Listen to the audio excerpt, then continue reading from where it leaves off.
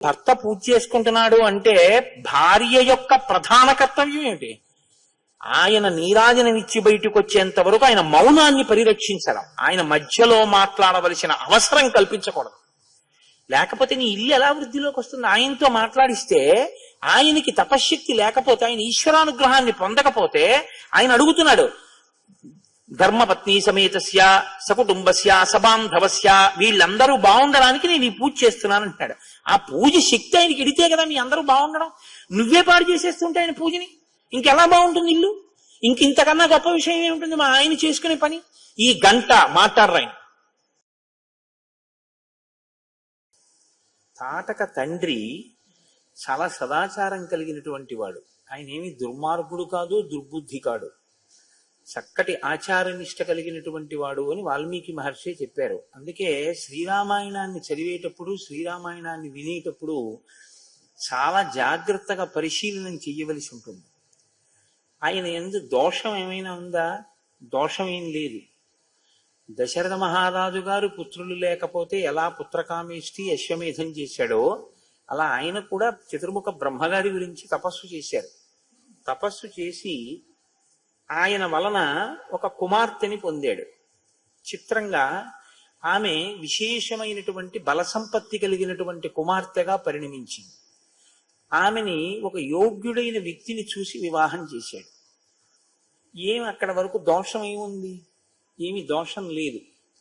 కానీ శ్రీరామాయణంలో ఉన్నటువంటి గమ్మత్తు ఏమిటంటే, మొట్టమొదట రామచంద్రమూర్తి ఎవరిని సంహరించడం ప్రారంభం చేశారో ఆ కుటుంబమే శ్రీరామాయణాన్ని చిట్ట చివరి వరకు కూడా శాసిస్తుంది. రామకథని, రాముని జీవితంలో ఉన్న మనశ్శాంతిని, రాముని యొక్క కుటుంబంలో ఉన్న సభ్యుల యొక్క మనశ్శాంతిని, శ్రీరామాయణాన్ని శాసించినటువంటి కుటుంబం రావణుడి చేత, రామచంద్రమూర్తి చేత వధింపబడిన మొదటి కుటుంబం. మీరు గమనించండి. ఎందుచేత అంటే తాటకనే ఆయన సంహరించారు. ఆమె కుమారుడు మారీచుడు, ఆయన్ని సంహరించలేదు రామచంద్రమూర్తి, మానవాస్త్రం పెట్టి కొట్టి వదిలేశారు. మారీచుణ్ణి చంపకుండా ఉండడమే రామాయణాన్ని ఒక పెద్ద మలుపు తిప్పింది. మీరు గమనించండి. మారీచుణ్ణి రాముడు సంహరించి ఉంటే, ఎందుకంటే సుబాహువుని చంపేశారు, మారీచుణ్ణి కూడా చంపేస్తే ఏమో ఎలా ఉండుండేదో శ్రీరామాయణం. తాటకని చంపారు కానీ మారీచుణ్ణి వదిలిపెట్టారు. ఆ వదిలిపెట్టేటప్పుడు కూడా ఆయన చెప్పారు లక్ష్మణమూర్తితోటి, నేను ఇతన్ని చంపట్లేదు, వదిలేస్తున్నానని చెప్పారు. ఆ మారీచుణ్ణి విడిచిపెట్టడం రామ కథనంతటినీ తిప్పేసింది ఒక మలుపు. ఇక్కడ మీకు నేను ఒక విషయాన్ని మనవి చేయవలసి ఉంటుంది. రామావతారం చాలా గొప్ప అవతారం, కృష్ణావతారం పరిపూర్ణ అవతారం. రామావతారానికి కృష్ణావతారానికి ఒక ప్రధానమైనటువంటి వ్యత్యాసం ఒకటి మీకు కనపడుతుంది. మీరు చూడండి, కృష్ణ పరమాత్మ చాలా చంటి పిల్లవాడిగా ఉన్నప్పుడు తన దగ్గరికి వచ్చినటువంటి రాక్షసుల దగ్గర నుంచి ఎవ్వరిని వదిలిపెట్టడు. అవకాశం దొరికింది అంటే చంపేయడమే.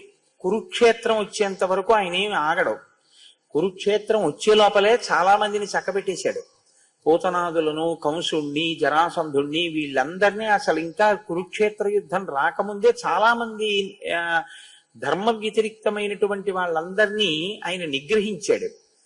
రామావతారం ఏం చేస్తుంటుందంటే కొంతమందిని సంహరిస్తాడు, కొంతమందిని వదిలిపెట్టేస్తుంటాడు. ఇది మీరు కొంచెం జాగ్రత్తగా చూస్తే మనుష్యునికి ఉండేటటువంటి తత్వం అవతారమునందు రామచంద్రమూర్తి పాటించాడు అని కనిపిస్తుంది. అలా చేసి ఉండకపోతే అవతార ప్రయోజనాన్ని సాధించుకోవడం కూడా కష్టమయ్యేది. మారీచుడు లేకపోతే అంత సమర్థవంతంగా అసలు సీతాపహరణానికి రావణాసురుడికి ఉపకరించగలిగినటువంటి వేరొక రాక్షసుడు ఉంటాడా అన్నది కూడా కొంచెం ఆశ్చర్యకరమైన విషయం. రెండు, రావణాసురుడు ఎంతటి మూర్ఖుడో తెలియాలి అంటే మారీచుణ్ణి వదిలిపెట్టాలి.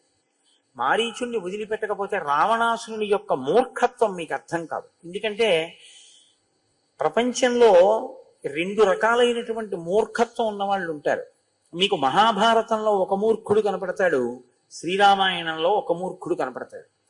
ఒక ఆయనకి యుక్తాయుక్త విచక్షణ లేనివాడు దుర్యోధనుడు. అసలు ఆయనకి మంచి ఇది చెడిది అన్న ఆలోచన చేశాడు అని మనకి అనిపించదు. ఆయన ఎప్పుడూ పక్కనున్న వాళ్ళ చెడ్డ మాటలు వింటుంటాడు, చెడు నిర్ణయాలు తీసుకుంటూ ఉంటాడు. ఆయన పుట్టినప్పుడే కలిపురుషుడు అని నిర్ణయం చేశారు. రావణాసురుడు అలా కాదు. ఆయన బ్రహ్మవంశంలో జన్మించాడు. ఆయన జన్మ కూడా చాలా ఆశ్చర్యకరమైనటువంటి రీతిలో వచ్చింది. అసలు రావణాసురుడు జన్మించడమే కేవలం ఒక రకమైన అసూయ చేత, ఇలాంటి పిల్లాన్ని మనకి కూడా కనేటట్టుగా మన కూతుర్ని ఆయన దగ్గరికి, విశ్రవసో బ్రహ్మ దగ్గరికి పంపించాలనేటటువంటి దురాలోచన చేత రావణాసురుని యొక్క తాత చేసినటువంటి ప్రణాళిక వల్ల రావణాసురుడు జన్మించాడు. అతను వేదం చదువుకున్నాడు. ఆయనకు అన్నీ తెలుసు. ఆయనకి తెలియందేం లేదు. ఆయన తపస్సు చేశాడు. చతుర్ముఖ బ్రహ్మగారి యొక్క అనుగ్రహాన్ని పొందాడు. నిరంతరం శివుణ్ణి ఆరాధన చేసేవాడు. ఆయనకి ఇన్ని తెలిసి ఉన్నా కూడా వచ్చిన పెద్ద సమస్య ఎక్కడ అంటే, ఆయనకి ధర్మము తెలుసు, అధర్మము తెలుసు, సత్యము తెలుసు, అసత్యము తెలుసు, ఏది నిలబడుతుందో తెలుసు, ఏది నిలబడదో తెలుసు. ఇన్ని తెలిసినా ఒకరు చెప్పినా ఆయన వినడు. ఒక్కొక్కసారి చాలా పెద్ద పొరపాటు వైపుకి పెడతాడు రామచంద్రమూర్తి. చాలా పెద్ద పొరపాటు వైపుకే పెడతాడు. ఆ పొరపాటే కానీ జరిగిపోయింది అనుకోండి, రాముడికి కాదు, రాముడి కులగురువులు కూడా తలంచుకోవాలి. అంత పెద్ద పొరపాటు వైపుకి అడుగు వేస్తాడు రాముడు. ఇది మనుష్య సహజం. నేను అందుకే మీతో మనవి చేశా, రామాయణాన్ని భగవంతుని కథ అన్న బుద్ధితో వినకండి అని చెప్తూ ఉంటాను నేను. ఎందుకంటే మీరు రామాయణాన్ని కేవలం నరుడి కథ అని మీరు విన్నారనుకోండి, మీకు మీ జీవితాన్ని రాముణ్ణి ఆదర్శంగా తీసుకుని ఎలా దిద్దుకోవచ్చో అర్థం అవుతుంది. మీకు అలా కానప్పుడు ఏమవుతుందంటే, రాముడు పితృవాక్య పరిపాలన చేశాడు, దేవుడు కాబట్టి చేశాడు. రాముడు సీతమ్మ కోసం ఏడిచాడు, అబ్బాయి నటన కోసం ఏడిచాడు. రాముడు రావణ సంహారం చేశాడు, దేవుడు కాబట్టి చేశాడు. మీకు ప్రతిదానికి ఏమవుతుందంటే, దేవుడు కాబట్టి ఆయన చేశాడు. అప్పుడు రాముడు మీకెందుకు పనికొస్తాడు? అప్పుడు రాముడి ఏం చేశాడో అది మీరు చేయడానికి ఏం లేదు అందులో. అలా కాదు, రాముడి కథ నరుడి కథ అని మీరు వింటే రావణాసురుడికి ఉన్నటువంటి దోషం ఏదో, రామచంద్రమూర్తికి ఉన్నటువంటి సుగుణం ఏదో మీకు బాగా అర్థం అవుతుంది. ఎంత చిన్నవాడు చెప్పనివ్వండి, దానిలో ఉన్నటువంటి యోగ్యతని విచారణ చేస్తాడు రాముడు. విచారణ చేయడం అంటే ఎలా ఉంటుందో తెలుసా అండి? తన బుద్ధికి నచ్చడం అన్నది కాదు రాముడికి. తనకెవరో ఏదో ఒకటి చెప్పారు, అది తనకి అనుకూలంగా ఉంది, అది చేయడానికి బాగుంది, ప్రయోజనం ఇచ్చేస్తుంది. ఇంకొకరు చెప్పారు, అది తక్షణ ప్రయోజనం ఇవ్వదు, చాలా కాలం పడుతుంది, ఏదో శాస్త్రాన్ని పాటించమంటున్నాడు. రెండిట్లో ఏది పాటించాలి అంటే, రాముడు తక్షణ ప్రయోజనాన్ని ఇచ్చేటటువంటి విషయం వైపుకు మొగ్గు చూపించాడు. ఆయన శాస్త్రోక్తమైన వాక్కు ఏది చూస్తాడు, ఏది శాస్త్రం చెప్పింది, ఏది ఋషి చెప్పాడు, దాని వైపుకి మొగ్గుతాడు. అది చాలా గొప్ప గుణం జీవితంలో. మీరు గమనిస్తుంటారు, మీరు చూడండి, లోకంలో మీతో అనేక మంది సమన్వయం అవుతూ ఉంటారు.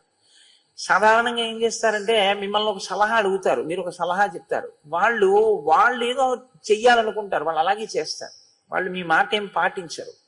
ఇది ఎక్కడి నుంచి వస్తుందంటే, ఈ గుణం, ఇది రావణ బుద్ధి, అది మంచి బుద్ధి కాదు, అలా ఉండకూడదు.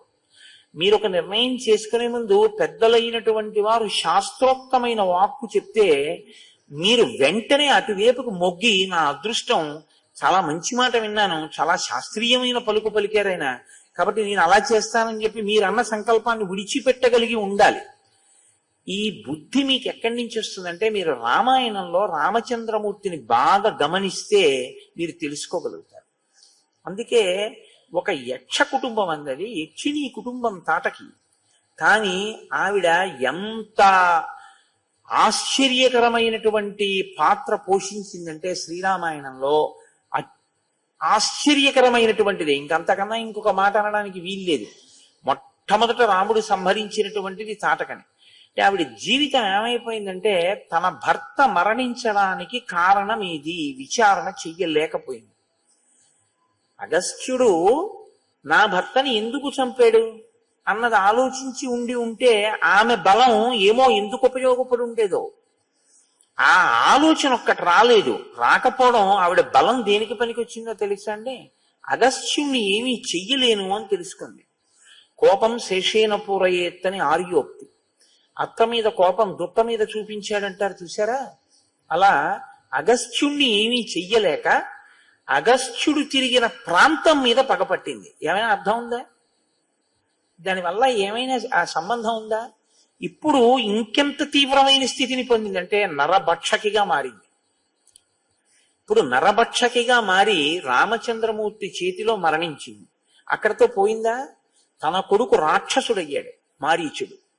అందుకని దేవతలు సంతోషించారు అని ఒక మాట చెప్తే మీరు కేవలం దేవతలు సంతోషించారు అని చదివీకండి.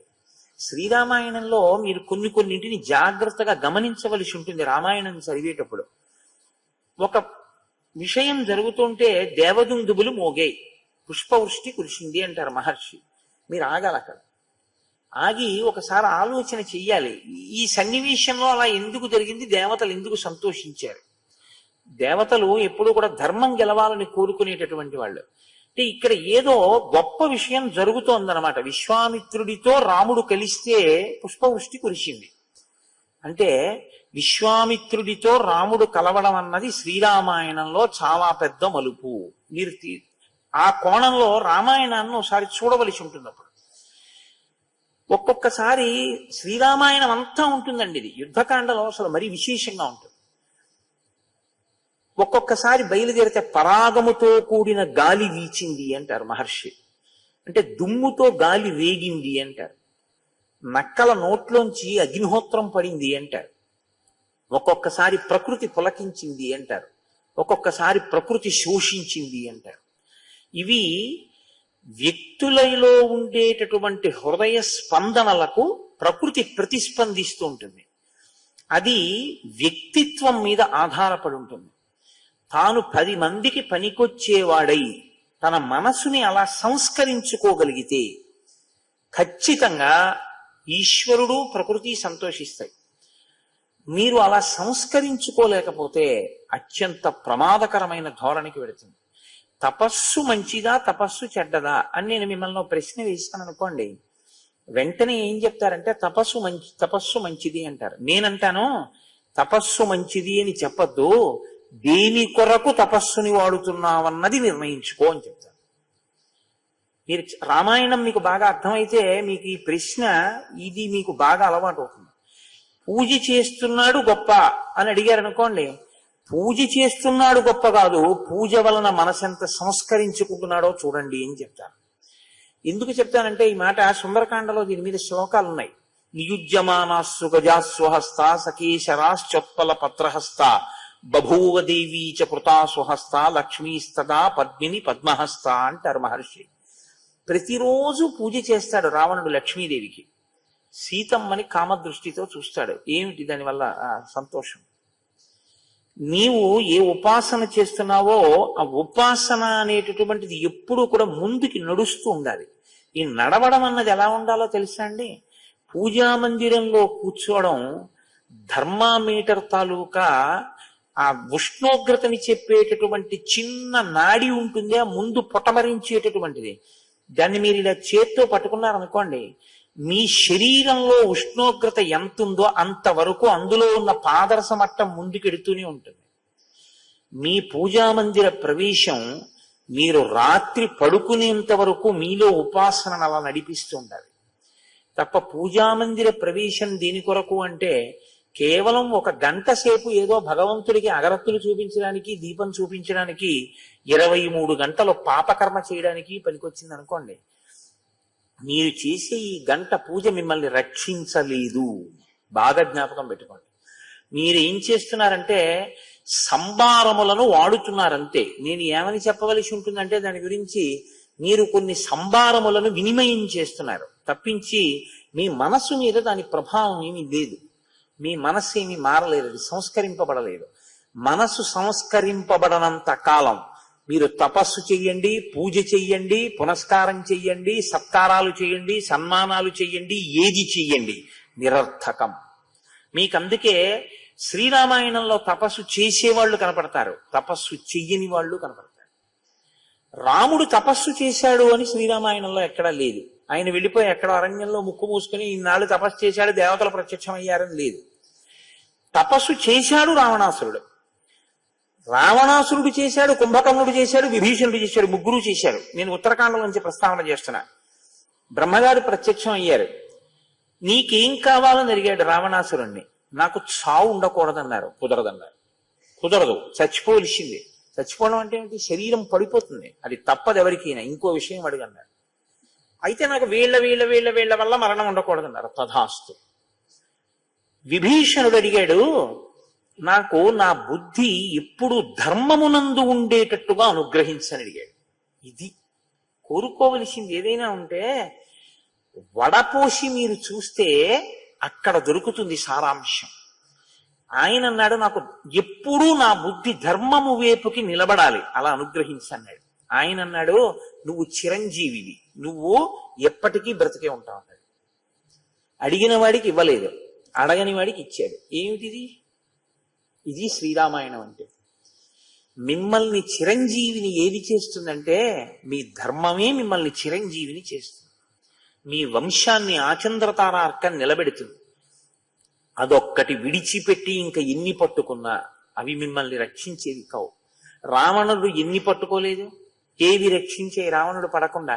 విభీషణుడు అన్ని వదిలిపెట్టి, అన్నయ్య తప్పట్లేదు వదిలేస్తున్నాను అని అన్నయ్యని వదిలిపెట్టి లంకా సామ్రాజ్యాన్ని విడిచిపెట్టి ధర్మాన్ని పట్టుకున్నాడు, రాముణ్ణి కాదు. మీరు బాగా గుర్తుపెట్టుకోండి. విభీషణుడు పట్టుకున్నది ధర్మాన్ని. మరి రాముడిని ఎందుకు పట్టుకున్నాడు? రామో విగ్రహవాన్ ధర్మ కనుక పట్టుకున్నాడు. ధర్మమే రాముడు కనుక పట్టుకున్నాడు. రాముడు ధర్మం కాకపోతే విభీషణుడు రాముడిని పట్టుకోడు. ఇప్పుడు విభీషణుడు ఏమయ్యాడు?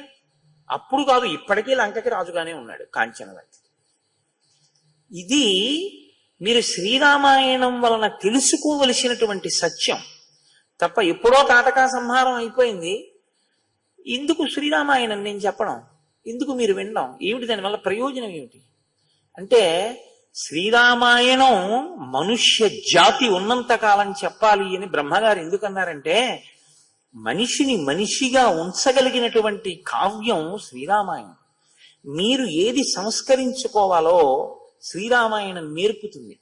ఎంత తపస్సున్నా, ఎంత బలం ఉన్నా మనసుని సంస్కరించుకోలేకపోతే తాటక ఏం సాధించింది, మారీచుడు ఏం సాధించాడు. ఇప్పుడు ఇటువంటి తాటకా సంహారం జరిగితే ఆశ్చర్యం ఏమిటంటే దేవతలు సంతోషించారు. దేవతలు చాలా సంతోషిస్తే దేనికి సంతోషించాలి?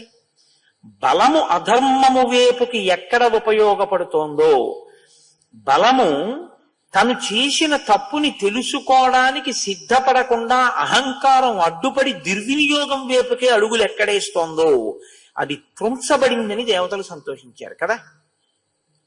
ఇప్పుడు దీనికి అసలు మూలకందం తాటక రావణుడా? మీరు బాగా ఆలోచించండి. ఇలాంటి పనులు చేయడంలో అగ్రగణ్యుడెవరు? చనిపోయినటువంటి వ్యక్తి ఒక కింకరుడు లాంటి వాడు ఆ తాటక.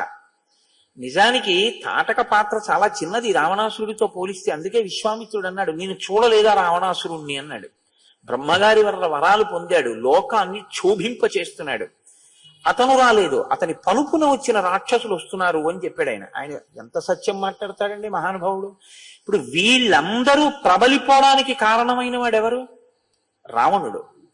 ఇప్పుడు అసలు ఇక్కడ మొదలైనటువంటి పని అక్కడ వరకు వెళ్ళాలి, రావణ వధ వరకు వెళ్ళాలి. ఇక్కడ తాటకని చంపడానికి ఎందుకు ముందుకొచ్చాడు రాముడు? కారణం చెప్పాడు. ధర్మము నాకు ప్రధానం, పితుర్వచన నిర్దేశాత్ పితుర్వచన కారణాత్ వచనం కౌశికస్యేతి కర్తవ్యమని శంకయ. నిన్న మీతో నేను మనవి చేశా, ఆర్షధర్మంలో ఎప్పుడు మాట్లాడినా కర్తవ్యం, ఆ మాట చాలా చాలా పెద్ద మాట, చాలా గంభీరమైనటువంటి మాట. ఇది మీరు పట్టుకోగలిగితే జీవితంలో సుఖశాంతులు ఎక్కడి నుంచో రావు. ఎవరో తెచ్చి మీ జీవితంలో శాంతి పెట్టలేరు, ఎవరో తెచ్చి సుఖాన్ని మీకు ఇస్తారనుకోవడం ఒక వెర్రంతే. అలా ఏం ఉండదు. సుఖము శాంతికి భంగకరములు మిగిలినవి. బాగా జ్ఞాపకం పెట్టుకోండి. నా వెర్రి, నా వ్యామోహం ఏమవుతుందంటే నా సంసారం చేస్తుంది, అప్పుడు నా సుఖశాంతులకు అది భంగపాటు అవుతుంది. అలా వ్యామోహం లేకుండా మీరు మీ కర్తవ్యమునందు నిష్ఠతో ఉంటే మీరు ఎప్పుడు శాంతితో ఉంటారు, సంతోషంతో ఉంటారు. కాబట్టి ఇప్పుడు దేవతలు కర్తవ్యతానిష్టతో ఉండి ధర్మము కొరకు చంపిన వాడెవడు. వ్యక్తిగతంగా ఏమైనా రాగద్వేషాలు ఉన్నాయా రాముడికి తాటకకి? ఏం లేవు. అసలు ఆయనకి ఆ వనం కూడా తెలియదు. ఆయన ఇప్పుడు తాటకం చూడలేదు కూడా. అగస్త్యుడితో రాముడికి పరిచయం ఉన్నట్టు రామాయణంలో ఇక్కడి వరకు ఏం లేదు. మరి ఎందుకు చంపాలండి అసలు? అంటే ఒక పని చేసేటప్పుడు మీకు ఒక నిర్దిష్టమైన ఆలోచన ఉండాలి. ఈ పని ఎందుకు చేస్తున్నాను, అసలు ఆ ఆలోచనే లేకుండా ఏదో చేసేస్తున్నాను, అది వద్దని చెప్తుంది రామాయణం. మీ ఆలోచన మొట్టమొదట ఏ విషయంలోనైనా స్పష్టంగా ఉండడం.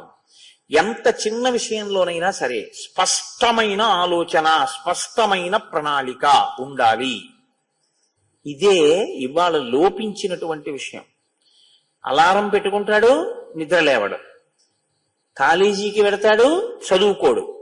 పరీక్షలు వస్తుంటాయి, టీవీ పెట్టుకుంటాడు. ఎప్పుడూ కూడా తను చెయ్యవలసినది ఏది చేద్దామనుకున్నాడో అది చేయడు. ఎందుకు చేస్తున్నాడో వాడికి కారణం తెలియదు. నువ్వు ఇది ఎందుకు చేస్తున్నావు అని అడిగారు అనుకోండి, చెప్పలేడు, కారణం ఉండదు. ఏదో ఒకటి చెయ్యాలి కదండి అంటుంటాడు. బీటెక్ అయిపోయిన తర్వాత ఏం చేస్తున్నావు అని అడిగారు అనుకోండి, హైదరాబాద్ వెళ్ళిపోయి అక్కడ కంప్యూటర్స్ దేనికి నేర్చుకుంటున్నావు అని మీరు అడిగారు అనుకోండి, అందాక ఏదో ఒకటి చెయ్యాలి కదండి అంటాడు. అందాక ఏదో ఒకటి చెయ్యాలని చేసేవాడే కానీ దీన్ని ఇందుకోసం చేస్తున్నానని చెప్పేవాడు ఉండడు లోకంలో. అసలు ఆయనకి లక్ష్యం లేదు.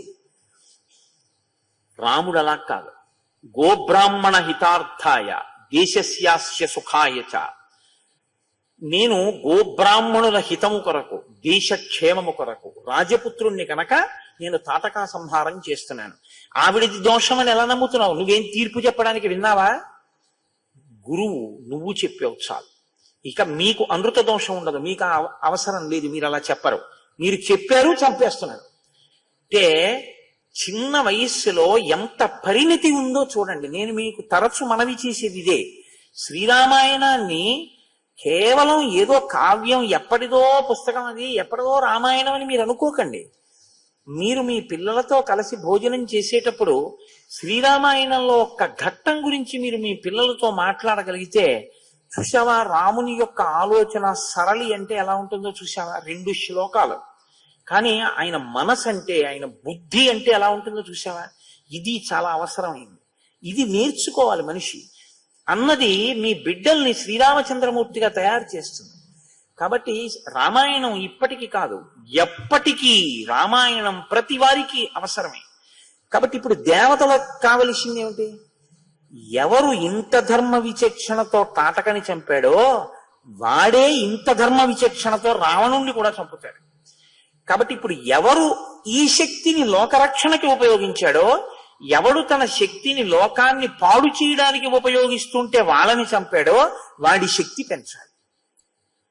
ఇప్పుడు మీరు బాగా అర్థం చేసుకుని ఉంటారు, అదొక ఈక్వేషన్ అన్నమాట. మీరు దేవతల యొక్క అనుగ్రహం మీకు కలగాలి, మీకు కావాలనుకుంటే మీరు ఎలా ఉంటే కలుగుతుందో తెలుసుకోండి. దేవతానుగ్రహం అనేటటువంటిది ఎందుకు కలుగుతుందయ్యా? వాడికి హితం చేయవయ్యా, వాడి వల్ల లోక హితం కలుగుతుందయా అని వెంటబడతారు. అందుకని ఇప్పుడు దేవతలు ఏం చేశారు? విశ్వామిత్రుడి దగ్గరికి పరిగెత్తుకొచ్చారు.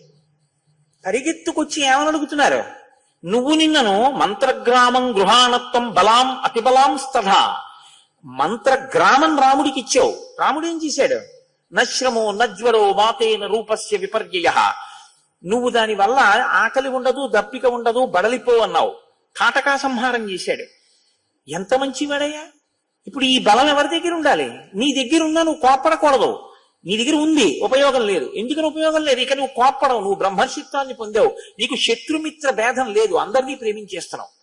కానీ లోకంలో ధర్మ సంస్థాపనకి చంపడానికి యోగ్యమైనటువంటి స్వరూపంతో వచ్చాడు, నరుడిగా వచ్చాడు. విష్ణువుగా రాముడు ఉండి ఉంటే ఈ లోకంలో బాగా జ్ఞాపకం పెట్టుకోండి, విశ్వామిత్రుడు ఉపదేశం చెయ్యవలసిన అవసరం లేదు.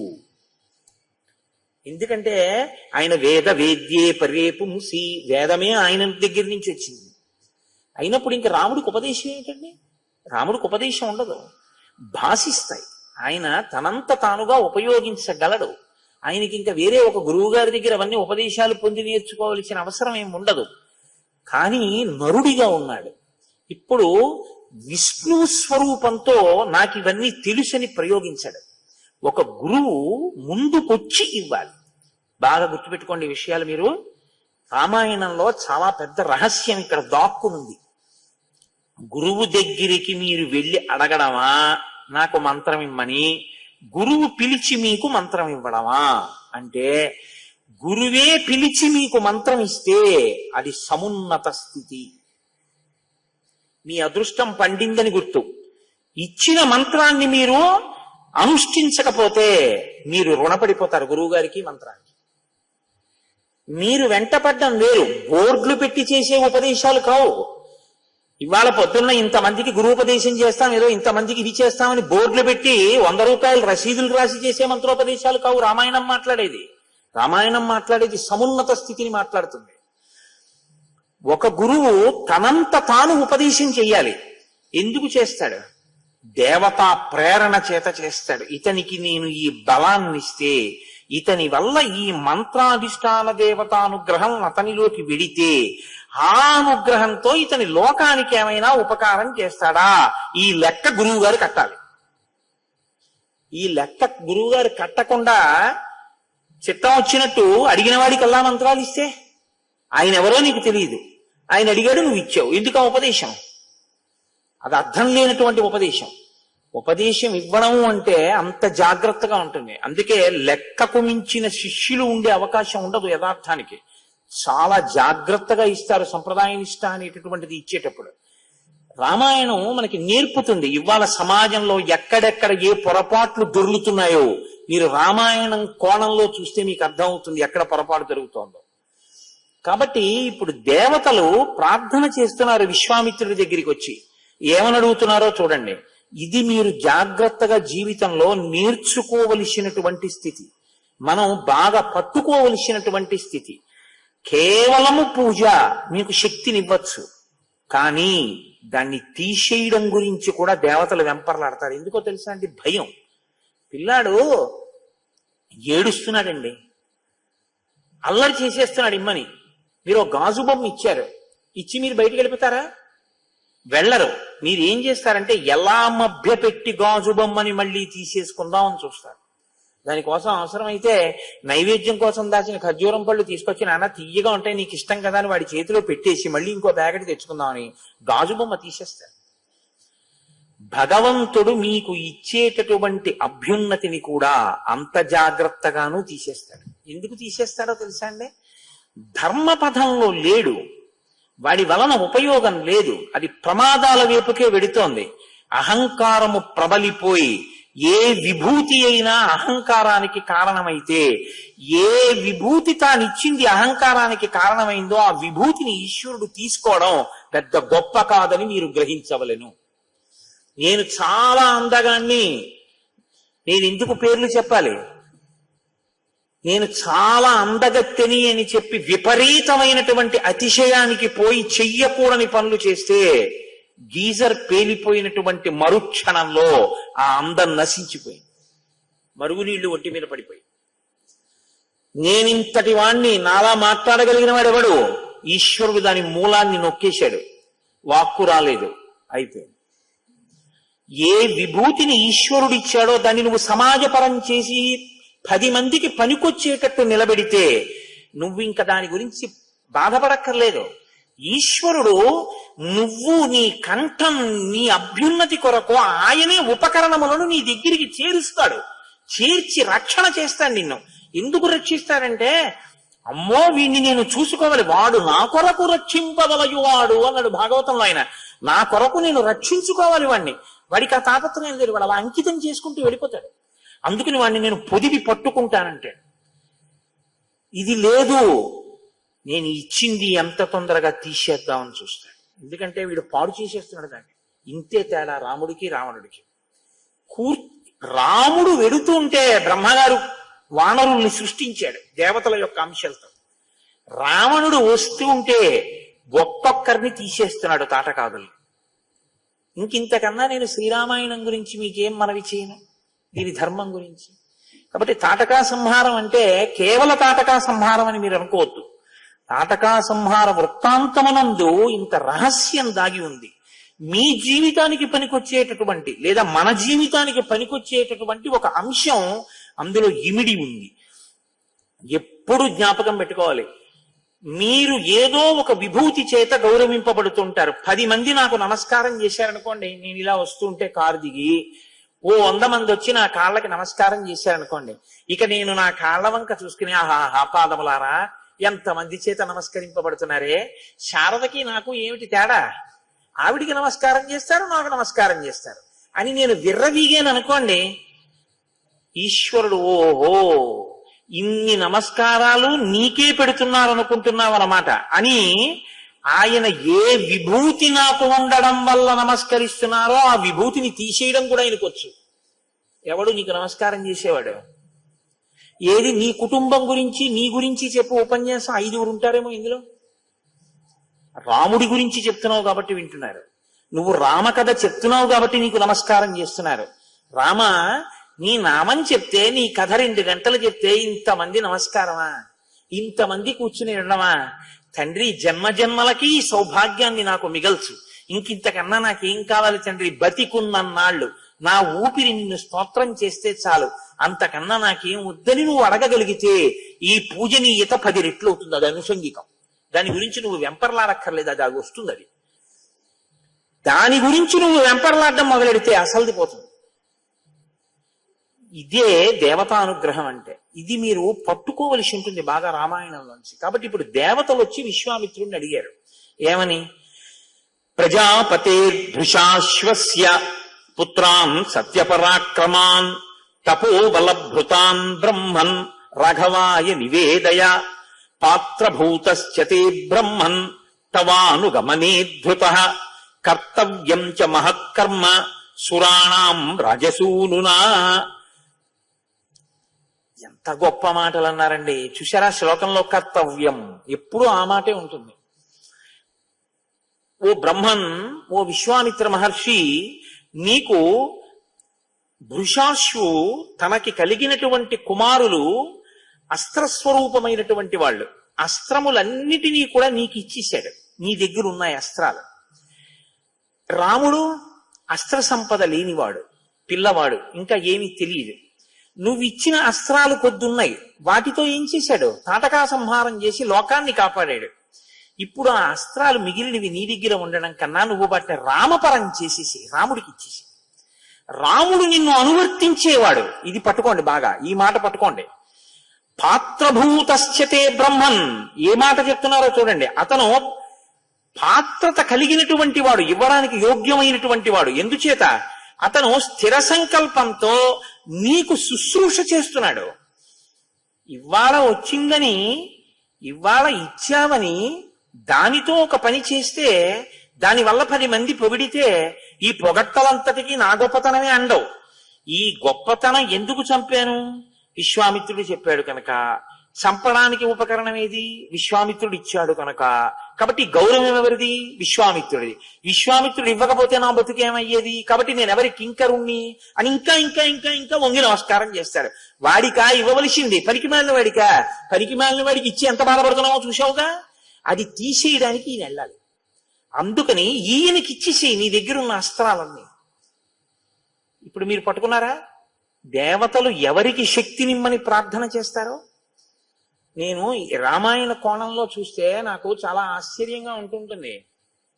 నేను ఒకనకొకప్పుడు పుష్కరాలకు వెడితే ఒక ఆయనను 4 కొడుకులు వాదన చేసుకుంటున్నారు. నేను అనుకున్నాను ఇలా దెబ్బలాడుతున్నారులా ఉంది పాపం పెద్ద ఆయన్ని, ఇదేమిటి ఇలా దెబ్బలాడుతున్నారు పుష్కరాలకు వచ్చి అనుకున్నాను. తీరా దగ్గరికి వెళ్ళి చూస్తే 4 కొడుకులు కలిసి నాన్నగారిని నిర్బంధిస్తున్నారు. నాన్నగారండి, మేము చిన్న పిల్లలుగా ఉన్నప్పుడు మీరు ఒక ప్రాథమిక పాఠశాలలో ఉపాధ్యాయుడుగా పనిచేస్తూ మీరు ఇంత గౌరవంతో బతకండని మాకు ప్రతిరోజు సంధ్యావందనం చేస్తే తప్ప పాలు తాగనిచ్చేవారు కాదు. అంత భక్తితో బతకడం, అంత కర్తవ్యతానిష్టతో బతకడం మీరు మాకు నేర్పారు. మేము 4 పెద్దవాళ్ళం అయిపోయాం. 4 ఎంత పెద్దవాళ్ళు అయ్యారు. నేను ఆ తర్వాత వాళ్ళని పలకరిస్తే ఒక ఆయన ఐఏఎస్, ఒక ఆయన ఐపీఎస్, ఒక ఆయన పెద్ద డాక్టరు, ఒక ఆయన ఒక పెద్ద ఇంజనీరు. 4 కొడుకులు, 4 కోడళ్ళు మామగారిని అత్తగారిని ప్రాధేయపడుతున్నారు. ఏమనంటే పెద్దవాణ్ణి కాబట్టి నాది అధికారం, నాన్నగారు మీ పాదాలు ప్రతిరోజు రాత్రి వచ్చేటటువంటి సౌభాగ్యం నాకు తీసేయద్దు, నా దగ్గరే ఉండండి. తమ్ముళ్ళు ముగ్గురు, మరదలు, మిగిలినటువంటి పిల్లలు ఎన్ని మాటలైనా రానివ్వండి, నాకు సంతోషమేగా మీ గురించి వస్తే. మీరు మాత్రం అందరి దగ్గర అన్న మాట అనద్దు, నా దగ్గరే ఉండాలి నాన్నగారండి, నాకున్న ఈ అదృష్టాన్ని తీసేయద్దు. అంటే తండ్రి అంటున్నాడు, మనకి ఊళ్ళో ఉన్న పెంకుటిల్లు ఎందుకు రాదు, అమ్మేసి మీ నలుగురికి ఇస్తానంటున్నాడు. పెద్దవాడిని అయిపోయాను. వాళ్ళు అన్నారు, పెంకుటిల్లు అమ్మేసేయండి, ఇంకొద్దు. కానీ పెంకుటిల్లు అమ్మేసేస్తాను అన్న ఆలోచనతో పాటు మేము ఒకటి చెప్తాం. మనకు అక్కడే ఓ చిన్న స్థలం ఉంది, మీరు ఆ అమ్మితే వచ్చిన డబ్బుతో పెద్ద శివలింగం మీకు ఇష్టమైంది పట్టుకురండి. మిగిలిన డబ్బంతా నాన్నగారండి సంపాదించాం కాబట్టి మేమిస్తాం, మీదే, మీరు పెట్టిన భిక్ష, ఈ శక్తి. శివాలయం కడతాం, అమ్మా మీరు కలిపి శివలింగం ప్రతిష్ఠ చేయండి. ఇంత కష్టపడి మీరు మమ్మల్ని పెంచి పెద్ద చేసి ఈ స్థితికి తెచ్చినందుకు మన వంశంలో పుట్టిన వాళ్ళందరూ మా తాతగారు, మా ముత్తాతగారు కట్టిన గుడి అని అక్కడికి వెళ్ళాలి తప్ప నాన్నగారు ఆ డబ్బులు పంచద్దు నాన్నగారు, గుడి కట్టండి అని అడుగుతున్నారు. నేను మురిసిపోయిన ఆ కుటుంబాన్ని చూసి. మీరు ఏ విత్తనాలు చల్లుతారో ఆ పంటలే మీకు పండుతాయి కదా. మీరు బిడ్డలకి ఏ సంస్కారం నేర్పుతారో కర్తవ్యం. అలా అవ్వకపోతేనండి వదిలిపెట్టేయండి, మీ కర్తవ్యం మీరు పూర్తి చేశారు, అదే మనకి ఫలితాన్ని ఇస్తుంది. కాబట్టి రాముడికి అస్త్రాలి, రాముడు రావణ సంహారం చేస్తాడు. రావణ సంహారం చేస్తాడన్న మాట చెప్పారనుకోండి, అది విశ్వామిత్రుడిని కించపరచడం. అంటే ఎవరిని సంహరించాలో దానికి ఏమి ఇవ్వాలో నాకు తెలియదా అని అడుగుతాడు. ఇప్పుడు ఏమని అడగాలి? ఫలానా పనికి నువ్వు ఇయ్యని అడగకూడదు, మా పని కోసం నువ్వు ఇయ్యని అడగాలి. ఏమిటి మా పని అంటే వాళ్ళు అంటున్నారు, కర్తవ్యంచ మహత్కర్మ, చెయ్యవలసిన పెద్ద పని ఉంటుంది. ఎవరి కోసం? మా కోసం. అది రావణుడు చచ్చిపోతే ఎవరికండి సంతోషం? దేవతలకు. అందుకని విశ్వామిత్ర మహర్షి, నీకందరూ ఒకటే, మాకు సంతోషం. చెయ్యవలసిన పెద్ద పని కోసం రాముడికి ఈ అస్త్ర సంపద అంతటినీ కూడా ధారపోసేసి చాలా సంతోషించాడు. తప్పకుండా చేస్తాను. అయిపోయింది, దేవతలు వెళ్ళిపోయారు. రాముడికి లక్ష్మణుడికి కనపడాలా ఇవన్నీ చెప్పడానికి? కనపడక్కర్లేదు. మీ గురించి దేవతలు ఒక గురువు మనసులో ప్రచోదనం చేసేటప్పుడు మీకు కనపడగల అక్కర్లేదు. మీ కర్తవ్యంలో, మీ ఆలోచనలో శుద్ధి ఉంటే దేవతలు గురువు గారిని ప్రచోదనం చేస్తారు. కాబట్టి ఇప్పుడు విశ్వామిత్రుడు అంగీకరించాడు. ఆ రోజు రాత్రి పూర్తయింది. మరునాడు ఉదయం నిద్రలేచారు. చెయ్యవలసినటువంటి నిత్యకర్మ పూర్తి చేసుకున్నారు. రాముణ్ణి పిలిచాడు, కూర్చో రామా, నీకు నేను ఇవాళ దివ్యమైనటువంటి అస్త్రములు, ఈ లోకంలో ఎవరికీ తెలియనన్ని అస్త్ర సంపద నీకు నేను ఉపదేశం చెయ్యాలనుకుంటున్నాను, స్వీకరించి ఒక్కొక్క మంత్రం ఇస్తున్నానన్నాడు. అవి మంత్రములకు కట్టుబడి ఉంటాయి. అస్త్రము అంటే దానికి ఏం రూపం ఏం ఉండదు. అది మీరు ఒక గడ్డి పరకని తీసుకుని మీరు శౌచంతో ఉండి అభిమంత్రించారనుకోండి ఆ మంత్రాన్ని, ఆ దేవతా శక్తి ఆ గడ్డి పరకని పట్టుకుని ఎదుటివాడి మీదకి వెళ్ళి పడి చంపేస్తుంది అంతే. అది మంత్రముల చేత లొంగి ఉంటాయి ఆ శక్తులు, వాటిని అస్త్రములు అంటారు. శస్త్రములు అంటే పైకి కనపడతాయి, కత్తి, గుణపం, గొడవలు ఇలాంటివి.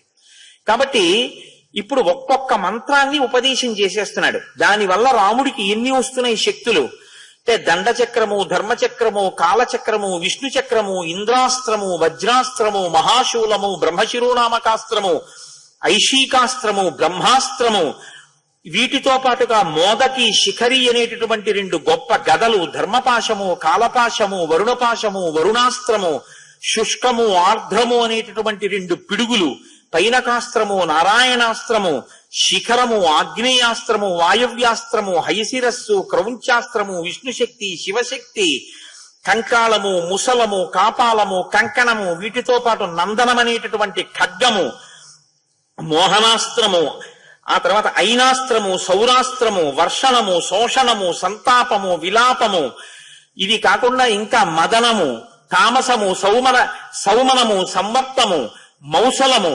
మాయాధరము, అలాగే తేజప్రభ, శిశిరము, దారుణాస్త్రము, సుదారుణాస్త్రము, సీతేషువు మొదలైనటువంటి అనేకమైన అస్త్రములు సంకల్పించి విడిచినంత మాత్రం చేత కొన్ని లక్షల మందిని తెగటార్చగలిగినటువంటి మంత్ర శక్తుల్ని ధారపోసేశాడు. బాగా గుర్తుపెట్టుకోండి, ఏమిచ్చాడని ధారపోశాడు. రాముడు ఏమైనా 16 రూపాయలు తాంబూలంలో పెట్టించాడండి? ఇవ్వగలిగిన ప్రజ్ఞ ఉన్నవాడు దేనికి ఇస్తాడంటే వినయానికి ఇస్తాడు.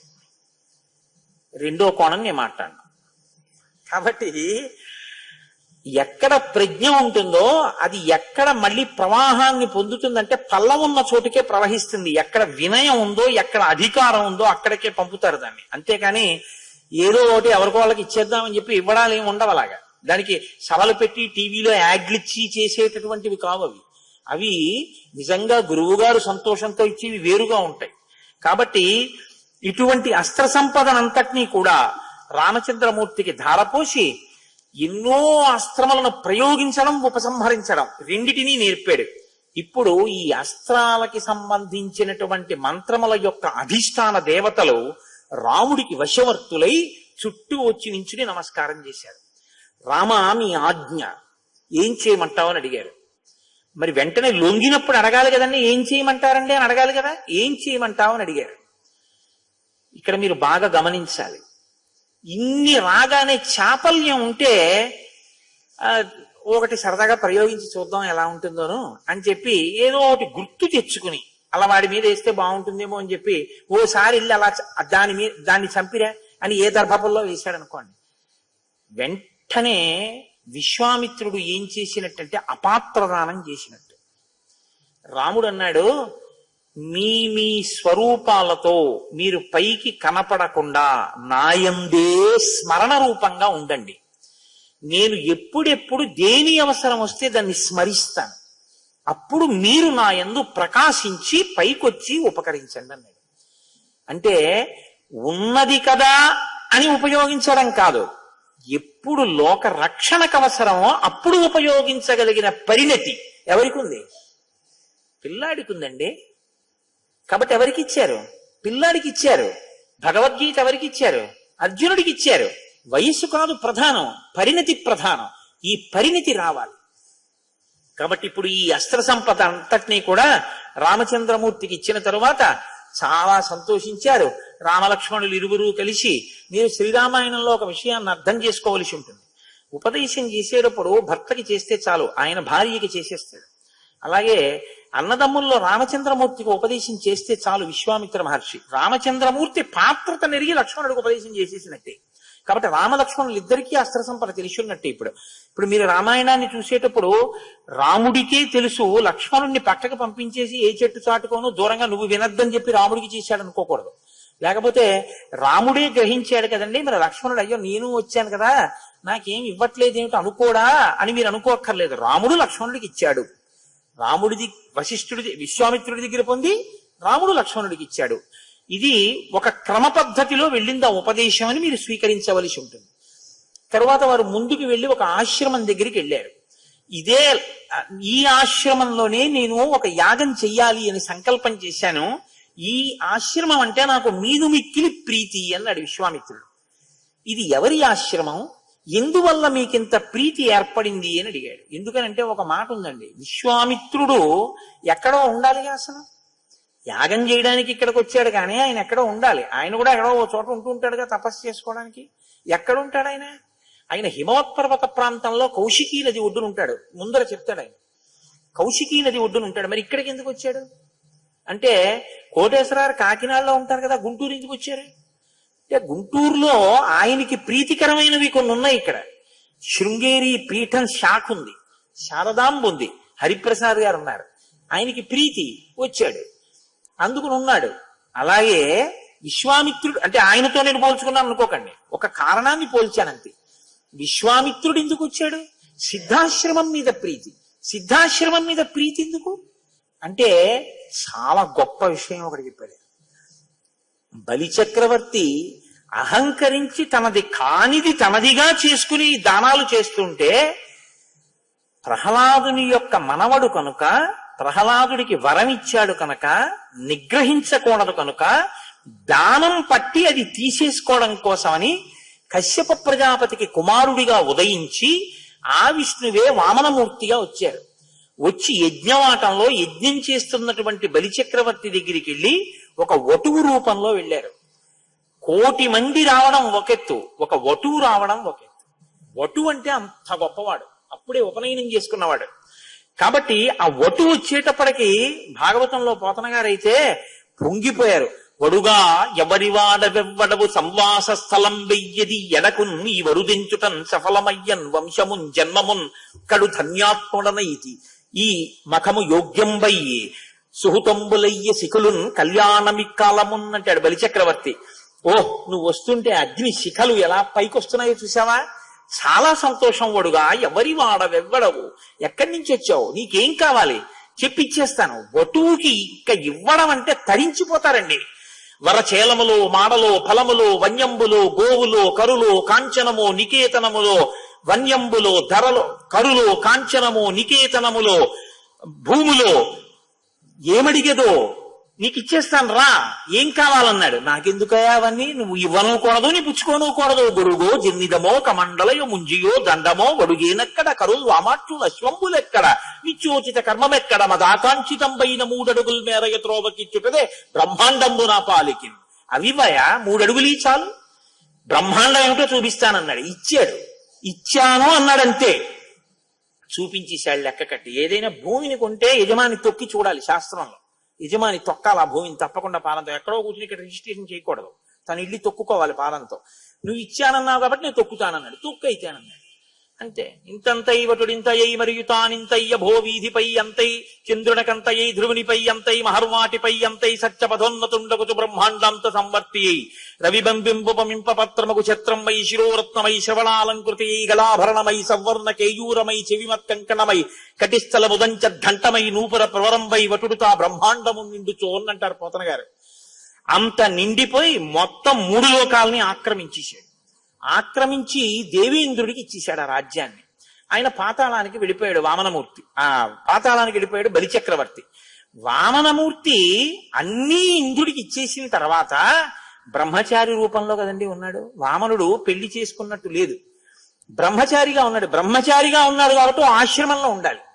అందుకని ఆ వామనమూర్తి సేద తీరడం కోసమని ఈ ఆశ్రమంలో వచ్చి ఉన్నాడయా చాలా కాలం.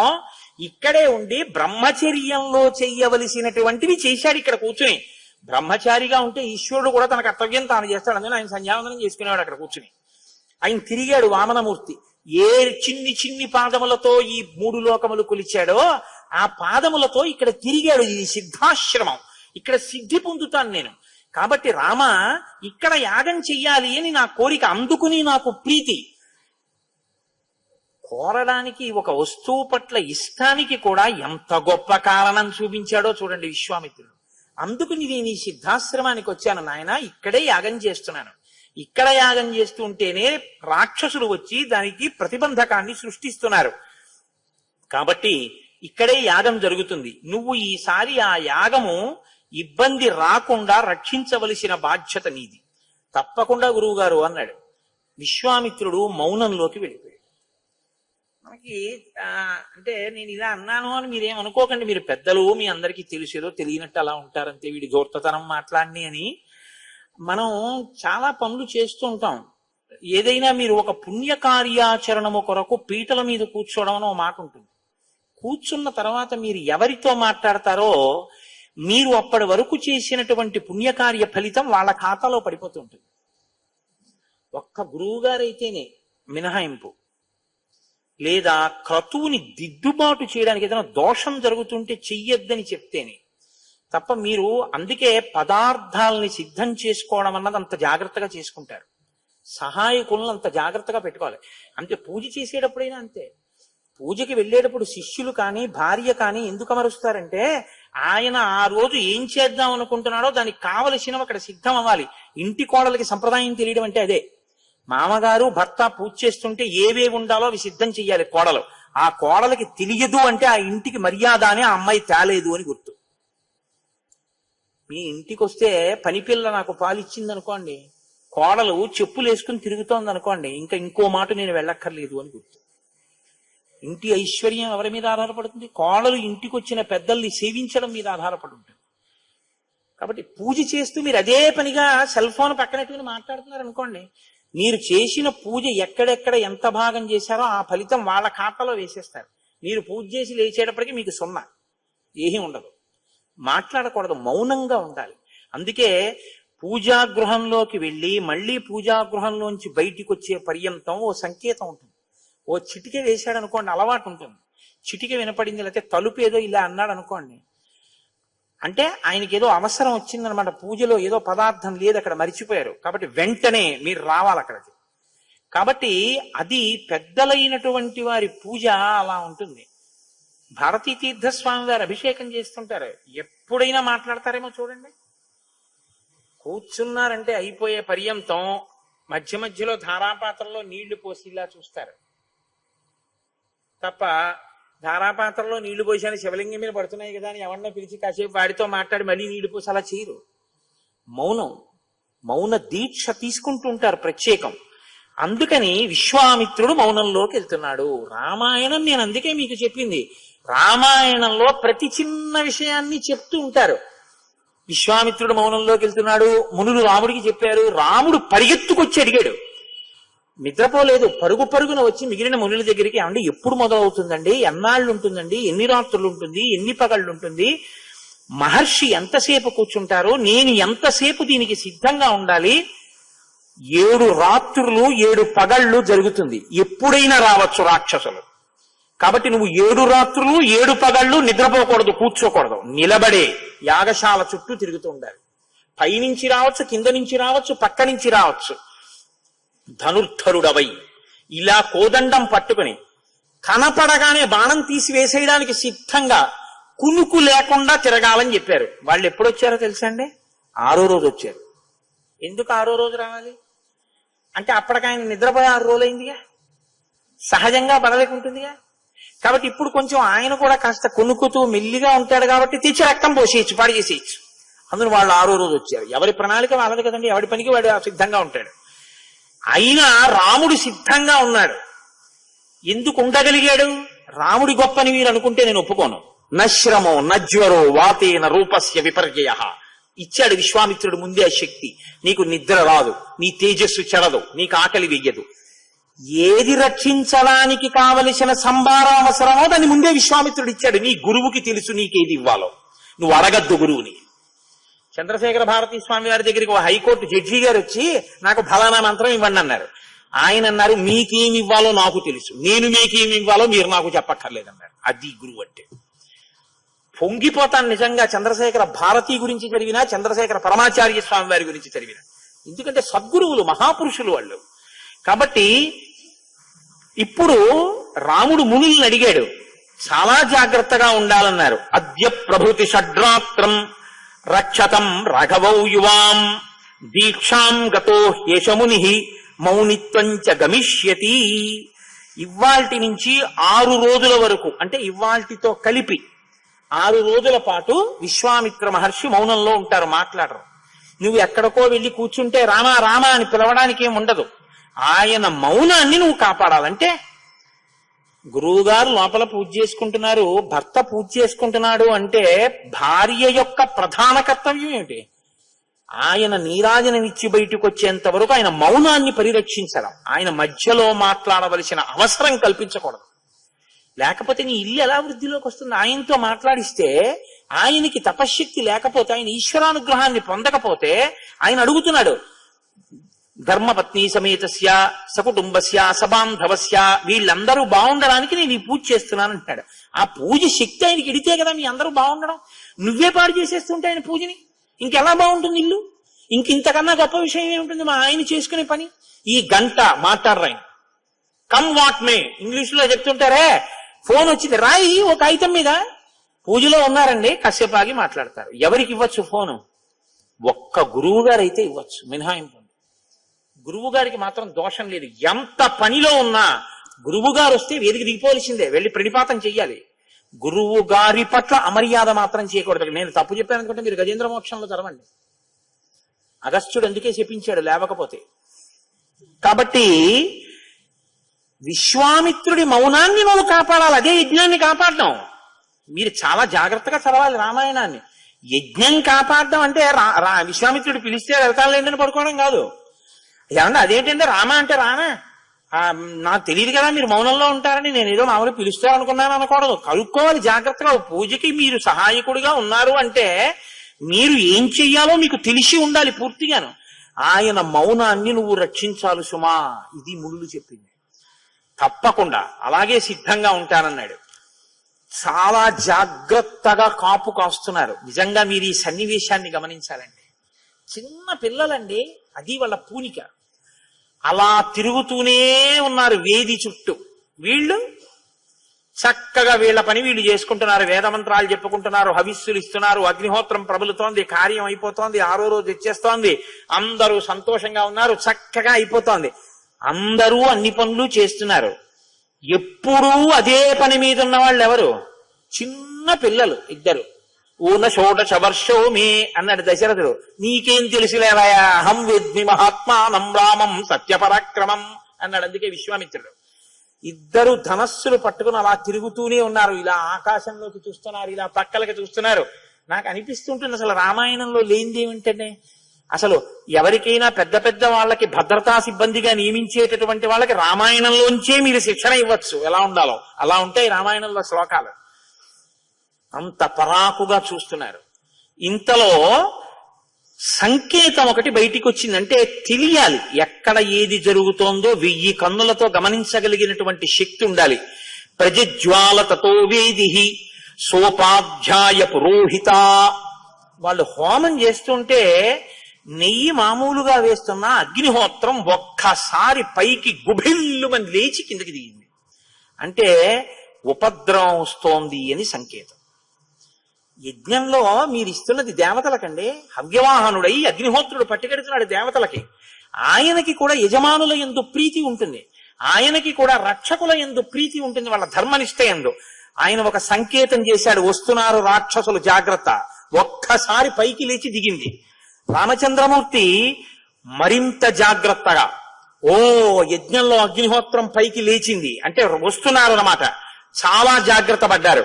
మారీశ్చ సుబాహుశ్చ తయోరనుచరాశ్చయే ఆగమ్య భీమ సంకాశ రుధిరౌఘం అవాసృజన్.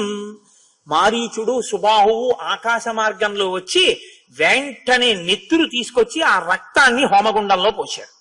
ఒక్కసారి హోమగుండంలోంచి ధ్వని వస్తూ ఆ రక్తంతో కలిసినటువంటి ఎర్రటి మంట జాజ్వల్యమానంగా పైకి లేచింది. చూశాడు రాముడు.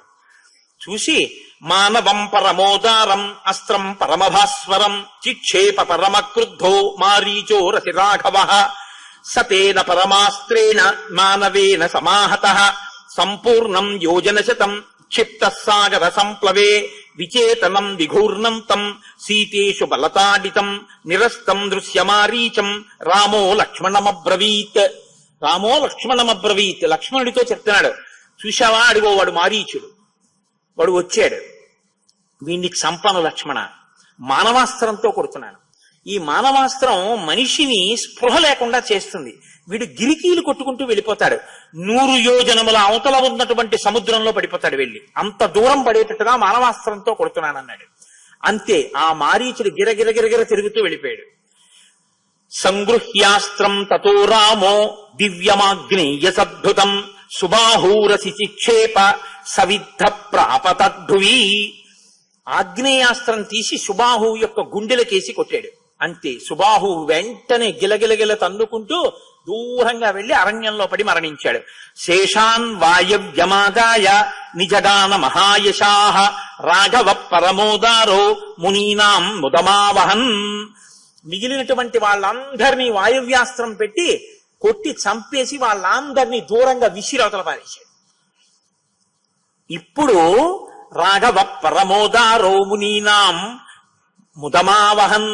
అక్కడ ఉన్నటువంటి మునులందరూ కూడా సంతోషపడిపోయారు. ఎందుకంటే విఘ్నాన్ని పోగొట్టేశాడు.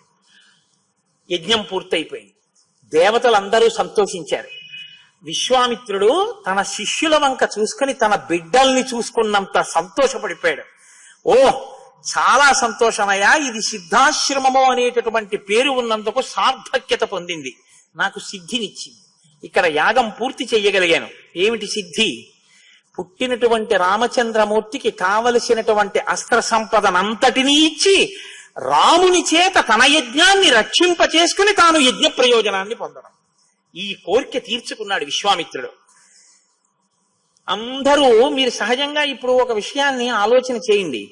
మారీచుణ్ణి అంత దూరం కొట్టి, శుబాహువుని చంపి, రాక్షసుల్ని చంపి, అస్త్రప్రయోగంతో కనురెప్ప వేసి తెరిచేటప్పటికి ఇంకొక మారు మాంసం కూడా పడడానికి వీలు లేకుండా కొట్టేశాడు రాక్షసుల్ని. అసలు లక్ష్మణుడు బాణప్రయోగం చేయడానికి అవకాశం ఇవ్వకుండా కొట్టేశాడు. చిన్న పిల్లాడు. ఏం చేస్తారండి అందరూ? ఎవడి పని మీద వాడు వెళ్ళిపోతాడా? ఏం చేస్తాడు? ఇప్పుడు హోమం అయిపోయిన తర్వాత అందరూ లేచి ఎవరి దగ్గరికి వస్తారు? ఓయ్ చిన్న పిల్లలు ఎంత బాగా చేశారో, మిమ్మల్ని చూస్తే ముద్దొస్తోంది, చాలా సంతోషం రా నాయన, ఎంత వేగంగా కొట్టావురా వాళ్ళని. అలా ఎలా స్ఫురణకు వచ్చిందయ్యా? మంత్రాలు ఎలా జ్ఞాపకం వచ్చాయ్యా?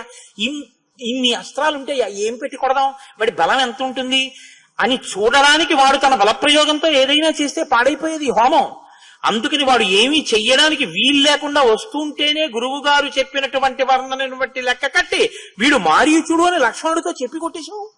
అబ్బబ్బబ్బా ఏం పిల్లాడివయ్యా అని అందరూ పొగుడుతారు కదా సహజంగా.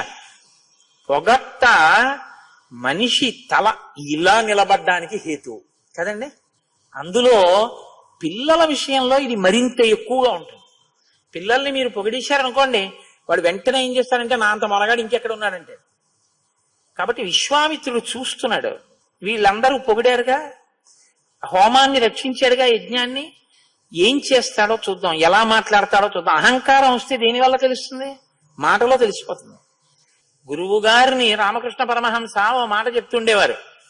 ఓసారి ఆయన గంగానది దాటుతున్నారు పడవలో. దాటుతుంటే అవతల ఒడ్డున ఒక ఆయన కాలు మీద కాలేసుకుని ఇలా చూస్తున్నాడు రామకృష్ణ పరమహంస వంక. పక్కన కూర్చుని ఆయన అన్నాడు, పడవలో ఉన్నాయన, ఆయన మిమ్మల్ని ఎప్పుడు చూసినా వచ్చి మీకు నమస్కారం పెట్టి చాలా గౌరవంగా మాట్లాడేవాడుగా, మరి మీరు వస్తుంటే అలా కాలు మీద కాలేసి కూర్చున్నాడు ఏంటి అన్నారు. అంటే రామకృష్ణ పరమహంస అన్నారు, కాలు మీద కాలేసి కూర్చోవడం కాదు, నన్ను ఇప్పుడు పరమహంస అని పిలవడు, మీరు చూస్తూ ఉండండి. నేను గంగ ఒడ్డును దిగాక హలో ఠాకూర్ అంటే నన్ను ఎందుకో తెలుసా, అతనికి ఈ మధ్య డబ్బు కలిసి వచ్చింది అన్నాడు. ఆయన పడవ దిగారు, హలో ఠాకూర్ అన్నాడు ఆయన. అంటే మనుషుల యొక్క స్థితి అలా ఉంటుంది. ఏదైనా కలిసి వస్తే ఏ మహాపురుషుడి యొక్క అనుగ్రహమో మరిచిపోయి తల ఇలా పైకి లేస్తుంది. అందులో పిల్లలకి ఏం తెలుసండి? యుక్తాయుక్త విచక్షణ. చూస్తున్నాడు విశ్వామిత్రుడు. ఓసారి పిల్లల్ని రమ్మను అన్నాడు. ఇప్పుడు వచ్చి ఏం గురుగారు ఏం సంగతి, అది అయిపోయింది, ఇంకేమన్నా నెక్స్ట్ ఇంకేమన్నా కొట్టాలా అని అడిగాడు అనుకోండి, ఓహో చాలా ఎదిగిపోయావు రోయ్ అనుకోవాలి గురువుగారు కదా. వాళ్ళన్నారు, ఇద్దరు వచ్చి చేతులు కట్టుకుని నిలబడి, ఇమౌస్మము నిషార్దూల కింకరౌ సముపస్థితౌ ఆజ్ఞాపయ యథేష్టం వై శాసనం కరవామకిం. గురువుగారు, ఇమౌస్మము నిషార్దూల, మునులలో మహోత్తమైన వాడా, కింకరౌ సముపస్థితౌ, మీ దగ్గర నిలబడిన వాళ్ళు ఎవరో తెలుసా? మీ కింకరులు నిలబడ్డారని గుర్తించండి. కింకరులంటే ఆ పని నేను చెయ్యడమా, పని నేను చెయ్యకపోవడమా అని ఆలోచించకుండా ఈ పని చెయ్యడం వల్ల గురువు గారికి సంతోషం కలుగుతుందని ఆలోచించినంత మాత్రం చేత ఆ పనిని చేసేసి దాని వలన సంతోషం పొందేయడమే. శంకర భగవత్పాదుల వారికి భంగధర వ్యాధి వచ్చింది. ఆయన ఇలా కూర్చుంటే ఒక పావుగంట ఆయన యొక్క పృష్ఠభాగంలోంచి కారిపోయిన నెత్తుడి చేత ఆయన కట్టుకున్న కాషాయ వస్త్రం ముద్దయిపోయేది రక్తంతో. ఆయన వెంటనే లేచి ఆ వస్త్రం విడిచిపెట్టి ఇంకో స్నానం చేసి ఇంకో వస్త్రం కట్టుకునేవారు. హస్తామలకాచార్యులు, తోటకాచార్యులు వారికి పని ఏమిటంటే ఈ బట్ట పట్టుకెళ్ళడం, ఉతకడం, ఆరేయడం, అంతే. ఇప్పుడు గురువుగారి నెత్తుటి బట్టలు రోజు పట్టుకెళ్ళి నేను జాడించడం ఏమిటి, నేను ఆరాయడం ఏమిటి, ఎంత శుశ్రూషకైనా అర్థం పర్థం ఉంటుంది ఏమిటి, నేను పట్టుకెళ్ళి ఆ బట్టలన్నీ ఆరాయడం ఏమిటి అని అనుకున్నారనుకోండి, శంకరాచార్యులు వారు అనుగ్రహించవలసిన పని లేదు. తోటకాచార్యులు వారు సహజంగా తెలివైన వారేం కాదు. పద్మపాదాచార్యులు వారు బాగా తెలివైన ఆయన ఒకసారి పాఠం చెప్పేటప్పుడు శంకరాచార్యులు వారు తోటకాచార్యులు వారు రాలేదని ఆగారు. తోటకాష్టకంతో శంకర భగవత్పాదుల ముందు భూమిని ముట్టుకుని నమస్కారం చేసి అష్టకం చేస్తూ ఉంటాం. కాబట్టి గురువు వినయానికి లొంగిపోతాడు. కాబట్టి ఎలా మాట్లాడుతున్నాడో చూడండి రాముడు. ఇమౌస్మము నిషార్దూల కింకరౌ సముపస్థితౌ ఆజ్ఞాపయ యథేచ్ఛం వై శాసనం కరవామకిం. ఈ పని చెప్పడమా, ఈ పని చెప్పకపోవడమా అన్న ఆలోచన ఎప్పుడూ రానివ్వద్దు మీ కింకరులం. యథేచ్ఛం వై, మీ ఇష్టం వచ్చినట్టు ఆజ్ఞాపించండి. శాసనం కరవామకిం, మీరు ఒకటి చెప్పాక అది అలా చెయ్యాలంటారా అండం ఉండదు ఇంకా. అది శాసనం, మాకు శాసనం చేసేవాడు ప్రభువు, తాను రాజకుమారుడు, తానంటున్నాడు మీది మాకు శాసనం. ఇది గురుభక్తి అంటే. శ్రీరామాయణం మనకి గురుభక్తిని నేర్పుతుందండి. ఒక గురువు గారి దగ్గరికి వెళ్ళడం అంటే, ఒక గురువు గారి దగ్గర నిలబడడం అంటే, ఒక గురువు గారితో మాట్లాడడం అంటే, గురువు శక్తిని తెలుసుకోవడం అంటే, రామాయణం మీకు జీర్ణమైతే మీ స్థితి మారిపోతుంది. అంత గొప్పగా మాట్లాడుతుంది రామాయణం. అందుకే రామచంద్రమూర్తి అంటే రాశీభూతమైనటువంటి వినయం. సరే, ఎంతో సంతోషించాడు. సంతోషించి అన్నాడు, నాయనా నేను ఇక్కడ జరిగేటటువంటి యజ్ఞం కోసం ఇక్కడికి వచ్చాను, తిరిగి నేను హిమవత్ పర్వత ప్రాంతానికి వెళ్ళిపోతాను. ప్రస్తుతం మిథిలాధిపతి అయినటువంటి జనక మహారాజు గారు చేసేటటువంటి యజ్ఞాన్ని చూడ్డానికి వెళ్తున్నాను, నువ్వు కూడా నాతో వస్తే బాగుంటుంది, మనం వెడదాం అన్నాడు. ఇప్పుడు ఏదో తోచి తోడనమ్మ తోడికోడలు పుట్టింటికి వెళ్ళిందని నేను వెడుతున్నాను జనక మహారాజు గారి యజ్ఞం చూడడానికి, నువ్వు నాతో రా అంటే ఏమైనా బాగుంటుందండి? అది విశ్వామిత్రుడు మాట్లాడవలసిన మాట కాదది. విశ్వామిత్రుడు వచ్చింది ఎందుకు? 2 కారణాలకు వచ్చాడు. సమస్త అస్త్ర సంపద రాముడికి ఇవ్వాలి. నామకరణం వశిష్ఠుడు చేసేశాడు. రాముడికి కళ్యాణం తను చెయ్యాలి. అందుకే తస్య చింతయమానస్యా మంత్రి మధ్యే మహాత్మన అభ్యాగచ్చన్ మహాతేజ విశ్వామిత్రో మహాముని అని కదా అన్నారు నిన్న వాల్మీకి మహర్షి. పెళ్లి గురించి మాట్లాడుతుంటే వచ్చాడు ఆయన, ఎందుకంటే అది నీ సబ్జెక్టు కాదు, నాది. ఇప్పుడు సీతా కళ్యాణం చెయ్యాలి. అందుకని యావై నీకు పెళ్లి చేస్తాను రమ్మంటే రాముడు ఏమంటాడు? నిన్ననే చెప్పాడు, తాటక మీద బాణం వేయమంటే పితుర్వచన నిర్దేశాత్ పితుర్వచన కారణాత్ ఏమంటాడు? అది మా నాన్నగారు చూడవలసిన విషయం అండి అంటాడు. ఇప్పుడు తనేమవుతాడు? కాబట్టి నీకు పెళ్లి చేస్తాను రమ్మని పిలవకూడదు గురువుగారు, అది వాళ్ళ నాన్నగారు చూడవలసిన పని కోడల్ని. కాబట్టి ఏమని పిలవాలి? క్షత్రియులని ఏ మాట ఆకర్షిస్తుందో దానికి పిలవాలి. కాబట్టి ఏమి విశ్వామిత్రుడండి! అసలు విశ్వామిత్రుడి మాట తీరు చూస్తే రామాయణంలో మహానుభావ ఏమి వాక్ సంపదయ అనిపిస్తుంది. అద్భుతం ధనురత్నంచ తత్ర తత్ర తద్ద్రష్టుమర్హసి.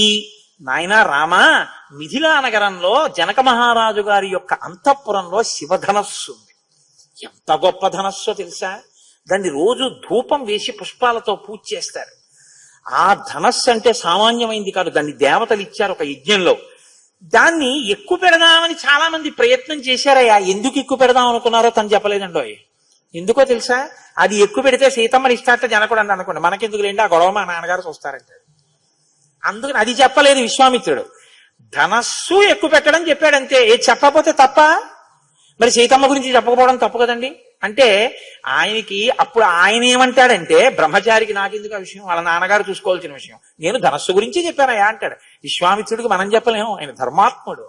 కాబట్టి ఎంత గమ్మత్తుగా అన్నాడంటే, నాస్య దేవా నగంధర్వా నాసురా నచరాక్షసా కర్తుమారోపణం శక్త నకథంచ నమానుషాహ. ఎంత గమ్మత్తుగా మాట్లాడాడో చూడండి. ఆ ధనస్సు ఎక్కువ పెడదామని చాలా మంది చూశారు రామా. దాన్ని దేవతలు చూశారు, గంధర్వులు చూశారు, అసురులు చూశారు, రాక్షసులు చూశారు, ఎవరూ ఎక్కువ పెట్టలేకపోయారు. నకథంచ నమానుషాహ, ఇంకా మనుషులేమి ఎక్కువ పెడతారులే అన్నాడు. అంటే రాముడు పౌరుషవంతుడు. క్షత్రియుడు పౌరుషహీనుడైతే అలా పనికొస్తుందండి. అది ఉత్తమ గుణం. భూపసభాంతరాలమన పుష్కళమాఖ్యతరుత్తమాది బాహాపట శక్తియున్ యశమునందనురక్తియు ప్రకృతి సిద్ధగుణంబులు సజ్జనాళికి అంటాడు భర్తృహరి. ఉత్తప్పుడు మౌనంగా ఉండడం ఏమిటండి, ఈయనకి మాట్లాడడం వచ్చా అన్నట్టు ఉంటాడు. సభలోకి వెళ్ళి మాట్లాడా పుష్కళమాఖ్యతురత్వము. అంతేగాని సభలోకి వెళ్ళి తలబడకూడదు, కిందకొచ్చి పుష్కలంగా మాట్లాడకూడదు. కాబట్టి ఎక్కడ ఏది ఉండాలో అది ఉండాలి, ఆ సంపద ఉండాలి. కాబట్టి రాముడికి ఈ మాట అన్న తర్వాత ఏంటి, మనుషులు ఎక్కువ పెట్టలేకపోవడం ఏంటి? గురువుగారు అలా అనకండి, నేను ఎక్కువ పెడతాననకూడదు. అలా అని గురువు గారి దగ్గర అధిక్షేపిస్తే ఎక్కువ పెడతావా అని, ఆ సమయమునకు నీకు ఆ బలము ద్యోతకమగుకుండుగాక అన్నాడు అనుకోని ఏమైపోతాడు? గురువు గారి దగ్గర అనక్కర్లేదు, అక్కడికి వెళ్ళాక గురువు గారిని ఆశీర్వచనం అడుగు, తథాస్తు అంటే ఎక్కువ పెట్టేస్తావు అంతే. కాబట్టి రాముడు ఊరుకున్నాడు. రాముడు గురువు గారు అలా అన్నారని ఎదిరించకూడదు. కానీ గురువు గారు ఇలా అంటున్నారేంటి, మనుషులు ఎవరూ ఎక్కువ పెట్టలేరంటున్నారేంటి, మనం చూడాలి అన్న ఉత్సాహం ఆ పిల్లాడికి రావాలి. అందుకని ఇలా అన్నాడు. అంటే ఇప్పుడు రాముడు అన్నాడు, గురువు గారు వెడదాం పదండి. ఇది కళ్యాణానికి తీసుకెళ్ళడానికి విశ్వామిత్ర మహర్షి వేసుకున్న ప్రణాళిక. ఇప్పుడు కలిసి బయలుదేరారు. బయలుదేరితేట విశ్వామిత్రుడు సిద్ధాశ్రమంలోంచి బయలుదేరితే మునులందరూ వెంట వచ్చి వీడ్కోలు పలికారు. బాగుంది. మృగపక్షి గణాశ్చైవా సిద్ధాశ్రమ నివాసినః అనుజగ్ముర్మహాత్మానం విశ్వామిత్రం మహామునిం నివర్తయామాస తత పక్షి సంఘాన్ మృగానపి. పక్షులు మృగాలు కూడా ఆయనతో పాటే వచ్చేస్తున్నాయిట. నేను ఇది మీతో మనవి చేసింది. మహాపురుషుల యందు జంతువులు ప్రకృతి అన్నీ అనుబంధం పెంచుకుంటాయి. విశ్వామిత్రుడు అన్నట్ట, కాదు కాదు, నేనంటే సిద్ధాశ్రమం నుంచి వెడుతున్నాను, మీరు ఇక్కడే ఉండండి అని వాళ్ళని వెనక్కి వెళ్ళిపోమన్నాక వెనక్కి వెళ్ళిపోయాట. కలిసి బయలుదేరారు. వెళ్ళిన తర్వాత శోణా నదీ తీరంలో ఆ రోజు రాత్రి విశ్రమించారు. రాముడు అడిగాడు, అసలు ఈ శోణా నది ఏమిటి, ఈ నగరాలు ఏమిటి, ఈ రాజ్యం ఏమిటి, ఇది ఎవరిది, దీన్ని ఎవరు పరిపాలిస్తున్నారో నాకు చెప్పండి అని అడిగాడు. నాయన, మా వంశమునకు కర్త బ్రహ్మమానస పుత్రుడు, అయోనిజుడు, మహానుభావుడు కుశుడు అనబడేటటువంటి ఆయన ఉన్నాడు. ఆయన భార్య పేరు వైదర్భి. ఆయనకి 4 కుమారులు, కుశాంబుడు, కుశనాభుడు, అధూర్తరజసుడు, వసువు. ఒకానొక నాడు కుశుడు వీళ్ళందరినీ పిలిచి 4 కుమారుల్ని, మీరు ప్రజారక్షణ కొరకు 4 నగరములను నిర్మించుకుని రాజ్య పరిపాలన చెయ్యండి అన్నాడు. కుశాంబుడు కౌశాంబిని, కుశనాభుడు మహోదయమును, అధూర్తరజసుడు ధర్మారణ్యమును, వసువు గిరివ్రజమును నిర్మించారు. ఇప్పుడు మనం ఉన్నటువంటి ప్రాంతాన్ని గిరివ్రజము అని పిలుస్తారు. రామా, మనం ఈ రాజ్యంలో ఉన్నాం అని చెప్పి ఆయన ఒక మాట అన్నాడు. కుశనాభస్తు రాజర్షి కన్యాశతమనుత్తమం జనయామాస ధర్మాత్మ ఘృతాచ్యాం రఘునందన. కుశనాభుడు అనేటటువంటి రాజర్షికి ఆయనకి ఘృతాచి అనబడేటటువంటి ఒక అప్సర స్త్రీ వలన 3 కన్యలు కలిగారు. వాళ్ళు అప్సరస యొక్క పిల్లలు కనుక దేవతల యొక్క స్థితిని పొందారు, అంత అందాన్ని పొందారు. వాళ్ళు 4 యవ్వనవతులై ఒకరోజు సాయంకాలం ఉద్యానవనంలో రకరకాలైనటువంటి వాద్య పరికరములను మోగించుకుంటూ తిరుగుతున్నారు. బాలకాండలో అత్యంత గొప్ప సర్గల్లో ఇదొకటి. పైకి కనపడదు, కానీ నిజంగా అసలు సనాతన ధర్మము యొక్క సాంస్కృతి విలువల పట్టు ఎక్కడుందో ఈ సర్గ చూపిస్తుంది. వీళ్ళందరూ అక్కడ నిలబడి ఉంటే వాయువు వచ్చాడు. వచ్చి ఆయన అన్నాడు, తాహ సర్వగుణ సంపన్న రూపయవ్వన సంయుతాః దృష్టా సర్వాత్మకో వాయు ఇదం వచనమబ్రవీత్ అహం వక్కామయే సర్వా భార్యా మమ భవిష్యథ మానుషస్వజ్యతాం భావో దీర్ఘమాయురవాప్స్యథ చలం హి యవ్వనం నిత్యం మానుషేషు విశేషతః అక్షయ్యం యవ్వనం ప్రాప్త అమర్యస్య భవిష్యథ. మీరు నరకాంతలుగా ఉన్నారు, అప్సరసకి జన్మించినా కూడా, కాబట్టి మీ యవ్వనం కొంతకాలానికి తరిగిపోతుంది. నేను వాయుదేవుడను, మీ 4 నాకు భార్యలు కండి, నేను మీ యందు అనురక్తుడనయ్యాను. మీరు దేవతాత్వాన్ని పొందితే మీ యవ్వనం స్థిరంగా ఉంటుంది, అందుకని మీరు నాకు భార్యలు కండి అన్నాడు. అంటే 4 కన్యలు ఒకరితో ఒకరు మాట్లాడుకోకుండా ఏకకాలంలో 4 కలిసి ఒక్కటే మాట అన్నారు. బాగా గుర్తుపెట్టుకోండి, ఒకరితో ఒకరు మాట్లాడుకుని కాదు, ఏకకాలంలో 4 కలిసి జవాబు చెప్పారు. ఏమని? మా భూత్ సకాలో దుర్మేధ పితరం సత్యవాదినం నావమన్యస్య ధర్మేణ స్వయంవరముపాస్మహే పితాహి ప్రభురస్మాకం దైవతం పరమం హి సహ యస్య నో దాస్యతి పితా సనో భర్తా భవిష్యసి. సనో భర్తా భవిష్యతి. ఇప్పుడు మమ్మల్ని అడిగావు దుర్మేధ, ఈ లోకంలో ఏ ఆడపిల్లని ఏ పురుషుడు కూడా నేను నిన్ను వివాహం ఆడతానన్న మాట అడగకూడదు. అడిగినా బుద్ధి ఉన్న ఏ ఆడపిల్ల తండ్రికి తెలియకుండా వేరొకడిని తన భర్తగా అంగీకరించరాదు. ఇది ఈ జాతికి ధర్మం. పితాహి ప్రభురస్మాకం, మాకు మా తండ్రి దైవం.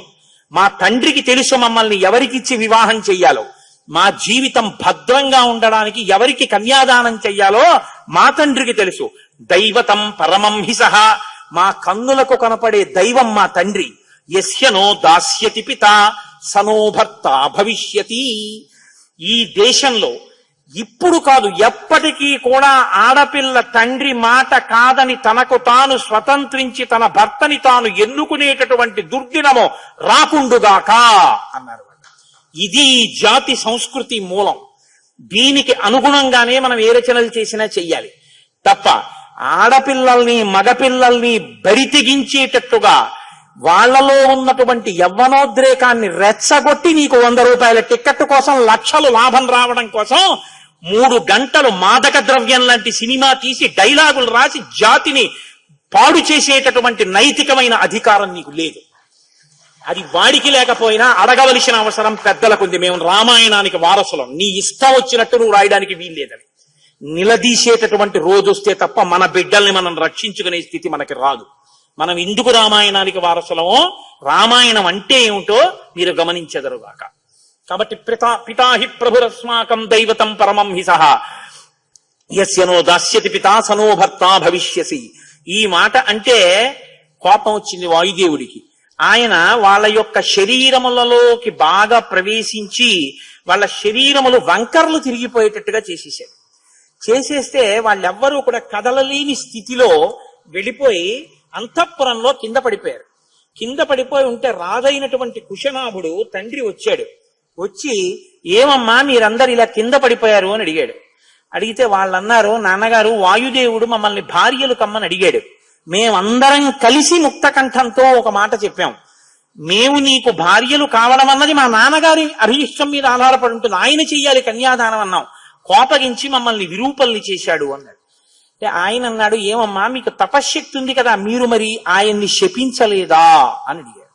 వాళ్ళన్నారు, నాన్నగారు శక్తి ఉంది కదా అని కోపం వచ్చిన చోటల్లా, తప్పు చేసిన చోటల్లా మనం శాపవాక్కు వెడితే ఈ లోకం ఉంటుందా అని అడిగారు. కాబట్టి మేము క్షమాగుణంతో ఓర్పుతో వెనక్కి వచ్చేసాం నాన్నగారు అన్నారు. ఇది రామాయణం అంటే. మీరు కోపగించవలసిన చోట ఓర్పు పట్టడం చాలా గొప్ప విషయం. వెంటనే కుశనాభుడు అన్నాడు, అలంకారో హినారీణాం క్షమాతు పురుషస్య వా దుష్కరం తచ్చయక్షాంతం త్రిదశేషు విశేషతః యాదృశీవ క్షమాపుత్ర్యః సర్వాసామ విశేషతః క్షమాదానం క్షమా యజ్ఞః క్షమా సత్యం హి పుత్రికాః క్షమా యశః క్షమా ధర్మః క్షమయా విస్థితం జగత్. అమ్మా అలంకారోహినారీనాం, ఆడవాళ్ళకి అలంకారం అమ్మా ఓర్పు. ఆడవాళ్ళకేమి, మగవాళ్ళకు కూడా ఓర్పు ఉండాలి తల్లి. అసలు ఈ మూడు లోకములు దేని వల్ల నిలబడుతున్నాయో తెలుసా? ఓర్పు వల్లే. ప్రతి వాళ్ళు ఓర్పు దాటేస్తే, ఎవరి ఇష్టం వచ్చినట్టు వాళ్ళు కోప్పడిపోతే లోకం ఎక్కడుందమ్మా? ఉండదు. క్షమాదానం, ఓర్పే దానం. క్షమా యజ్ఞం, ఓర్పే యజ్ఞం. క్షమా సత్యం హి పుత్రికాః, క్షమయే ఈశ్వరుడు. క్షమా యశః, ఓర్పుయే కీర్తి. క్షమా ధర్మః, ఓర్పుయే ధర్మం. క్షమయా విస్థితం జగత్, ఓర్పులో ఈ జగత్తంతా నిలబడి ఉందమ్మా. ఓర్పు లేకపోతే ఈ జగత్తు లేదు తల్లి అన్నాడు. అవును నాన్నగారు అన్నారు. నాకు రామాయణం చదువుతుంటే ఒకటి అనిపిస్తుంటుంది, నిజానికి ఈ శ్లోకాలన్నీ మనం ఎవరికి చెప్పవలసి ఉంటుందంటే యువతీ యువకులకు, చిన్నపిల్లలు శ్రీరామాయణంలోంచి నేర్చుకోవాలి. కానీ ఇవాళ మన జాతి దౌర్భాగ్యం ఏమిటంటే శ్రీరామాయణంలో ఉందిరా అని మంచి మాట చెప్పడానికి కూడా వీల్లేదు. రామాయణంలోది పిల్లలకి చెప్పకూడదు, భాగవతంలోది చెప్పకూడదు, భారతంలోది చెప్పకూడదు, ఏది చెప్పకూడదు. ఏది చెప్పచ్చు? వాడు ఏది పాడైపోతాడో అది చూపించినా అడిగేవాడు ఉండడు. అది మన స్థితి ఇవాళ. కాబట్టి ఈ మాటలు అన్నాడు. అన్న తరువాత కొంతకాలం అయింది. ఇప్పుడు ఈ పిల్లలకి కన్యాదానం చెయ్యాలి కదా. ఆయన ఒక వరుణ్ణి నిర్ణయించాడు తండ్రి. ఇది తండ్రి నిర్ణయించడం అంటే. తండ్రి యోగ్యతాయోగ్యతల్ని నిర్ణయించడం అంటే ఎలా ఉంటుందో చూడండి. తస్యాహ ప్రసన్నో బ్రహ్మర్షి దదౌ పుత్రమనుత్తమం బ్రహ్మదత్త ఇతి ఖ్యాతం మానసం చూలినస్సుతం. పూర్వకాలంలో మహానుభావుడైనటువంటి వాడు చూలి అనబడేటటువంటి ఒక మహర్షి ఉండేవారు. ఆయన నిరంతర తపస్సులో ఉండేవారు. ఒక గంధర్వకాంత, ఆమె పేరు సోమద. ఆమె ప్రతిరోజు ఆయనకి పరిచర్య చేసేది. ఆవిడ ఎందుకు చేస్తోందో ఆయన అడగలేదు. ఆవిడ చాలా కాలం పరిచర్య చేసింది, ఆయన తపస్సు చేసుకున్నారు. ఆయన ఒకనాడు అడిగారు, నువ్వు నాకు ఇంత సేవ చేస్తున్నావు, నీకు వివాహం కాలేదు, నువ్వు హాయిగా సంతోషంగా భర్తని స్వీకరించి ఉండొచ్చు, నువ్వు ఎందుకు నాకు ఇంత సేవ చేస్తున్నావమ్మా అని అడిగారు. అంటే ఆవిడంది, నీ వలన నాకు బ్రహ్మవేత్త అయినటువంటి కుమారుడు కావాలి అని. ఆయన అన్నాడు, తప్పకుండా నువ్వు చేసిన సేవకి నీకు అనుగ్రహిస్తానని. మనసా, బాగా జ్ఞాపకం పెట్టుకోండి, ఇతరమైనటువంటి మైథున ప్రక్రియ చేత కాదు, మనస సంకల్ప శక్తి చేత ఆమెకి ఒక కుమారుణ్ణి కటాక్షించాడు. ఆ పిల్లవాడి పేరు బ్రహ్మదత్తుడు. ఆమె మహర్షిని సేవించి పొందింది కనుక మహాత్ముడైనటువంటి కుమారుడు లభించాడు. ఆయన బ్రహ్మదత్తుడు గొప్ప బ్రహ్మవేత్త. ఆయన్ని తీసుకొచ్చి 100 కన్యాదానం చేశాడు. 100 కన్యాదానం చేస్తే పాణిగ్రహణం చేయాలి, చెయ్యి పట్టుకోవాలి. ఆయన ఒక్కొక్కరి చెయ్యి పట్టుకున్నాడు. బ్రహ్మవేత్త అయినటువంటి వాడు చెయ్యి పట్టుకునేటప్పటికి లోపల వాళ్ళకి వంకర్లు కల్పించిన వాయువుకి అలా నిలబడలేక సరిగ్గా ప్రసరించాడు. వాళ్ళు 100 సౌందర్య రాసులైపోయారు. అత్తగారైనటువంటి సోమద పరమ సంతోషంతో కౌగలించుకుని కోడళ్ళని ఇంటికి తీసుకుని వెళ్ళింది.